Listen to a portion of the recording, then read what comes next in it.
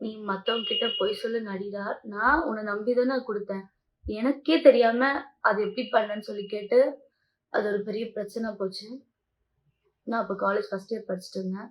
வீட்ல தெரிஞ்சு போய், அ இப்படி உன்கிட்டயே நகை வாங்கிட்டு, இப்படிலாம் பண்ணிட்டு இருக்கான் அந்த பையன். கரெக்ட்டான பையன் கிடையாதுன்னா, அவ்ளோ சொன்னாங்க.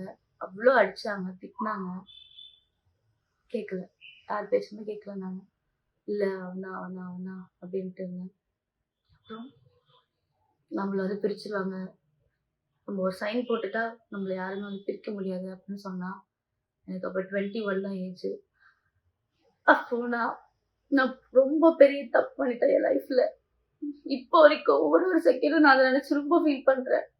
அன்னைக்கு நைட்டு நான் அந்த டிசிஷன் எடுக்காம இருந்திருக்கலாம்னு சொல்லிட்டு போயிட்டேன் நானு. போனா அவங்க வீட்லயுமே வந்து சேர்த்துக்கல. ஃபுல்லா அவனோட அங்க இங்கன்னு கோவிலு, சாப்பிடாம, தூங்காம, ட்ரெஸ் மாத்தாம ஃபுல்லா சுத்திட்டு, நான் போட்டிருந்த அந்த ட்ரெஸ்ஸோடவே நான் இருந்திருக்கேன். அப்புறம் அவங்க வீட்ல ஒரு கட்டத்துல வந்துட்டு சரி ஓகே அப்படின்னு சொல்லிட்டாங்க. போயிட்டு என்னால அங்க இருக்க முடியல. ஏன்னா, இவன் வேலைக்கு போல. நான் அவங்க வீட்ல இருக்கேன். அவங்க வீட்ல இருக்கவங்க, அவங்க வேலைக்கு போயிட்டு வந்துட்டு எங்களுக்கு சாப்பாடு போட்டுட்டு இருக்காங்க. எனக்கு அது பிடிக்கல. நம்ம போலாம். நாம நம்மள பார்த்துக்கலாம்னு சொல்லிட்டு, நான் கூட்டிட்டு வந்துட்டேன் சென்னைக்கு வா நம்ம போலாம். நம்ம வேல பார்த்துக்கலாம் அப்படிலாம் சொல்லிட்டு.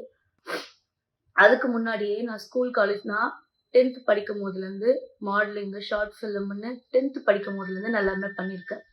நான் 10த் +1 படிக்கும்போது வெப் சீரிஸ் பண்ணியிருக்கேன்.